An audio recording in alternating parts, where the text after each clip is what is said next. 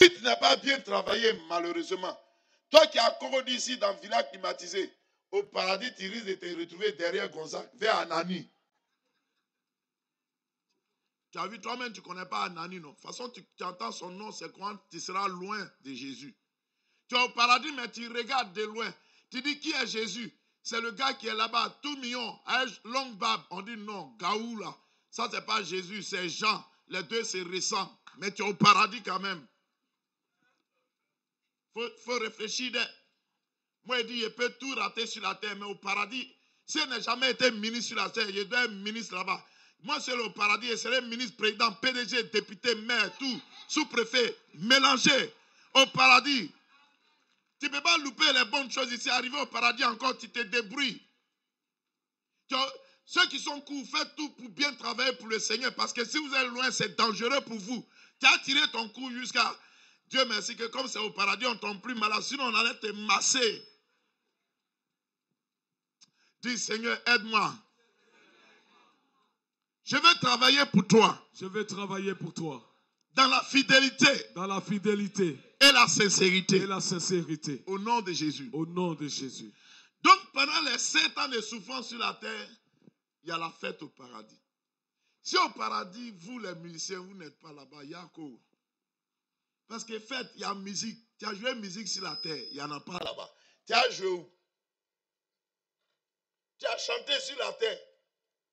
Et puis tu n'es pas au paradis pour chanter. Là où cantique devient doux. Et Seigneur, sauve-nous. Et cette fête-là va durer combien? 7 ans. Et la souffrance sur la terre va durer combien? 7 ans aussi. Pendant les 7 ans de souffrance sur la terre, vers la fin des 7 ans, je vous ai dit tout à l'heure qu'au milieu des 7 ans, Israël, qui au début avait fait alliance avec l'Antichrist, ils vont briser l'alliance. Et l'Antichrist va séduire les armées du monde entier. Regardez aujourd'hui, quand il y a parole dans un pays, on dit l'ONU n'a qu'à envoyer l'armée. C'est comme ça, ça commence un peu. Donc, l'Antichrist va constituer l'armée du monde entier pour aller combattre Israël. Et au moment où ils seront en train de combattre Israël, c'est là que Israël va appeler le Messie au secours. Peut-être que, frères et sœurs africains, vous ne savez pas. En Israël actuellement, il y a seulement 3% des personnes qui croient en Jésus comme le Messie. La plupart des Juifs ne croient pas en Jésus. Ils savent que Jésus était un grand prophète, mais ça se limite là. Mais c'est pendant que Satan va inspirer les armées du monde entier pour les maltraiter, qu'eux ils vont crier au secours. Et c'est là que Jésus va revenir maintenant pour la deuxième fois sur la terre. On va lire le texte, Didier. On va lire Zacharie chapitre 14, versets 1 à 7. La lecture sera un peu longue, mais écoutez. Zacharie chapitre 14, oui. Versets 1 à 7. Voici, le jour de l'Éternel arrive, et tes dépouilles seront partagées au milieu de toi. Je rassemblerai toutes les nations pour qu'elles attaquent Jérusalem. La ville sera prise, les maisons seront pillées et les femmes violées. Vous entendez bien ce qui va se passer.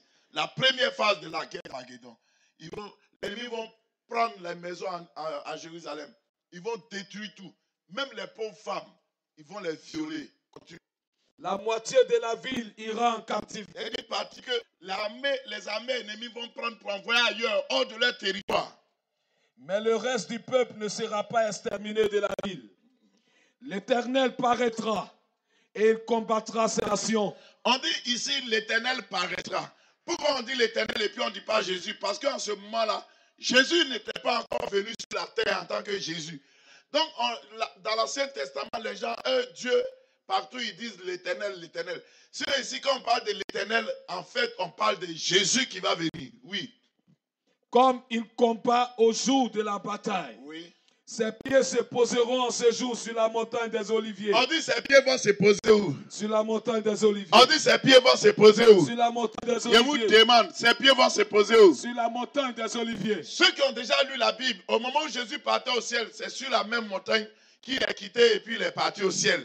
Et quand les disciples étaient arrêtés, qui regardaient Jésus qui est parti, il y a 2 anges qui lui ont dit, mais homme de Galilée, pourquoi vous vous arrêtez là à regarder au ciel? Que celui que vous avez vu en train de partir là, c'est comme ça, il va revenir sur la montagne des Oliviers. Oui. Qui est vis-à-vis de Jérusalem, oui. du côté de l'Orient. Oui. La montagne des Oliviers s'effondrera par le milieu, Oui. à l'Orient et à l'Occident. C'est-à-dire il y aura comme un grand tremblement de terre. Oui. Et il se formera une très grande vallée. Une grande vallée. Une moitié de la montagne reculera vers le septentrion. Oui. Et une moitié vers le midi. Vous fuirez alors dans la vallée de mes montagnes, car la vallée des montagnes s'étendra jusqu'à Hadzel. Vous fuirez comme vous avez fui devant les tremblements de terre, au temps d'Osias, roi de Juda. Et l'Éternel, mon Dieu, viendra. Et l'Éternel, mon Dieu, viendra. Et tous ses saints avec lui. Et tous ses saints. Jésus a dit dans l'évangile de Matthieu, il dit, je vais revenir avec mes saints et une grande puissance.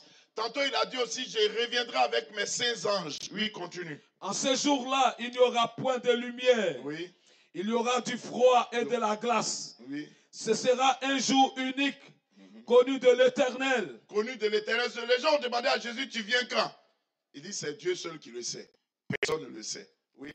Et qui ne sera ni jour ni nuit. C'est-à-dire, on ne sait pas si c'est la nuit ou bien le jour, il va venir, mais il va venir. Mais vers le soir, la lumière paraîtra. Au moment où Israël sera en train d'être attaqué, le soir, quelquefois dans la parole de Dieu, c'est l'image des souffrances, des problèmes. La nuit, c'est le temps de Dieu. Il dit vers le soir, où tout Israël sera attaqué, maltraité par les ennemis, alors Jésus va venir et Jésus va sauver Israël.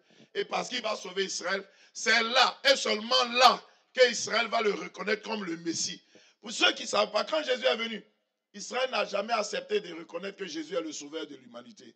C'est pourquoi ils l'ont crucifié à Golgotha.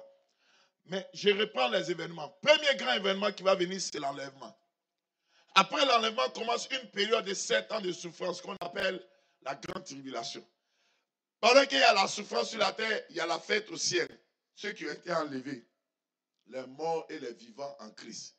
Après les 7 ans, à la fin des 7 ans, disons, il y a ce qu'on appelle la première phase de la guerre d'Armageddon.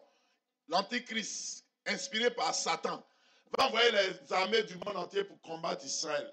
Israël va tellement souffrir, ils vont appeler Jésus au secours. Et Jésus va venir avec les anges pour combattre l'armée des ennemis. Et il va les vaincre. C'est alors seulement que Israël va reconnaître en Jésus le Messie. C'est ce qu'on appelle la deuxième venue de Jésus. Quand vous lisez Matthieu chapitre 24 et puis chapitre 25, dans ces textes, en réalité, on ne parle pas de l'enlèvement, on parle de la deuxième venue de Jésus. Quelle est la différence entre l'enlèvement et puis la deuxième venue de Jésus? Pour ceux qui ont fait attention tout à l'heure, l'enlèvement, on dit ça se passe dans les airs, ce n'est pas sur la terre. La deuxième venue de Jésus, c'est sur la terre. Il va faire la guerre sur la terre contre les ennemis d'Israël. Et quand il va avoir la victoire, dans le livre de Matthieu au chapitre 25, il a dit qu'il va s'asseoir sur son trône et il va commencer maintenant différentes sortes de jugements.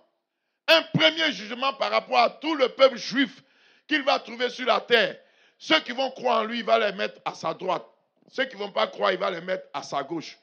Dans l'enlèvement, il n'y a pas à faire de gauche ou bien de droite. Là où ça t'a trouvé, si tu es digne d'être enlevé, allez, tu quittes la terre et puis tu vas vers le paradis. Deuxième chose, quand vous lisez Matthieu 24 et puis Matthieu 25, vous allez voir là-bas que quand on parle de la deuxième venue de Jésus et surtout les malheurs qui vont précéder, la Bible dit là-bas quoi? Que si Dieu n'avait pas abrégé ce temps-là, il n'y aurait personne qui serait sauvé. Et puis surtout on dit que votre fuite, c'est-à-dire puisqu'il y aura la souffrance, les gens seront en train de courir. L'enlèvement ne court pas. Tout à l'heure, si tu as fait attention à 1 Corinthiens 15, on dit en un clin d'œil, l'enlèvement a eu lieu. Mais la seconde venue de Jésus, comme il y aura la guerre, il y en a qui vont fuir. La Bible dit par exemple que malheur aux femmes qui sont enceintes ou bien qui ont des enfants. Parce que si tu es enceinte, si tu es enfant, à quel moment tu as couru et puis les gens ne vont pas t'attraper pour te tuer. En même temps aussi, frères et sœurs, écoutez-moi bien, s'il vous plaît. Souvent dans la Bible, il est dit que quand Jésus revient pour la deuxième fois, il va trouver 2 personnes en train de piler, 2 personnes dans le champ, 2 personnes sur la route. Et parmi ces 2 personnes, il y a une personne qui sera prise et puis il y a une personne qui sera laissée. Il y a une personne qui sera prise, il y a une personne qui sera laissée. En réalité, celui qui est pris là, c'est lui qu'on prend pour aller tuer, ce n'est pas lui qui est sauvé. Celui qu'on laisse là, c'est lui qui est sauvé. Je vais reprendre ça. Faut dire, pasteur, il faut nous expliquer. Pasteur, il faut nous expliquer. Oh, les jaloux l'ont parlé bien.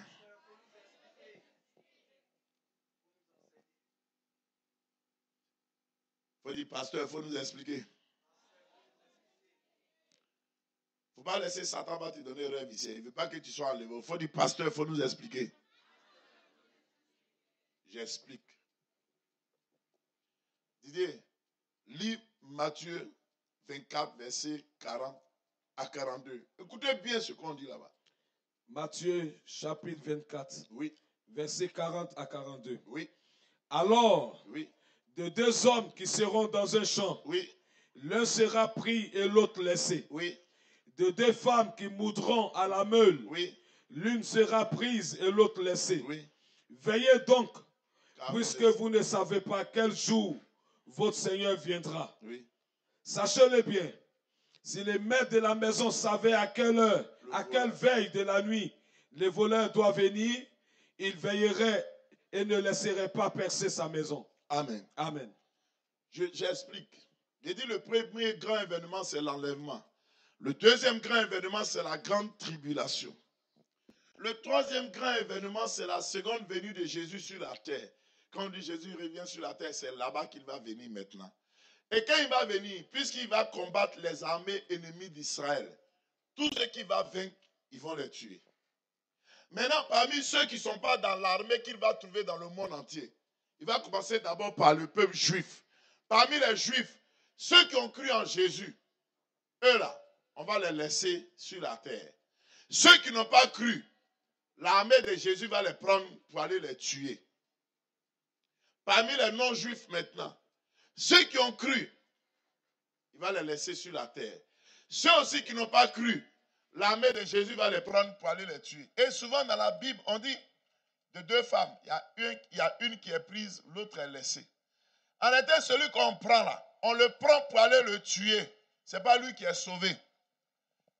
Pourquoi? Dans le livre de Luc au chapitre 17, la Bible nous parle du même enseignement que Jésus a donné en Matthieu 24, versets 40 à 42. Mais à la fin, les disciples lui posent une question.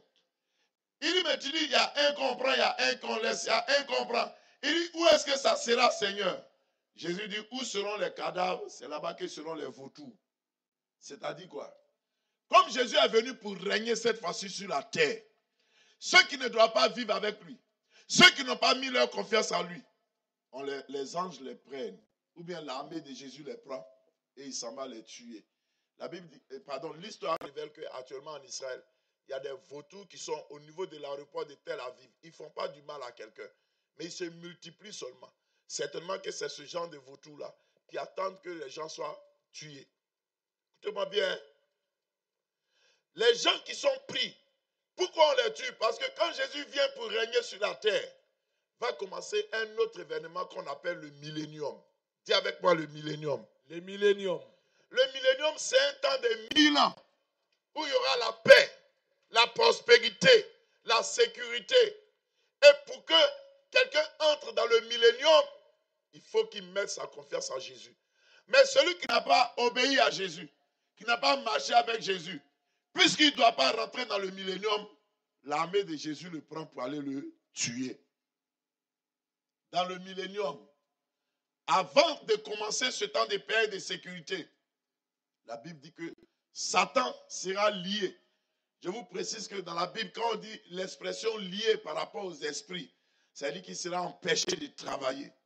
Parce que dans le millénium, Jésus voudra que les gens vivent comme Adam et Ève ont vécu avant que le péché ne vienne. Par exemple, dans Ésaïe, il est dit là-bas que quand quelqu'un a 100 ans, c'est comme s'il est encore jeune. Parce que dans le millénium, c'est la paix, la vraie prospérité. Satan, lui, il est venu pour donner une fausse prospérité aux gens dans la grande tribulation. Mais dans le millénium, ça serait un temps de délices, de bonheur, de grâce. Et il y en a qui considèrent que c'est en ce temps-là que Dieu va permettre à Israël d'être béni.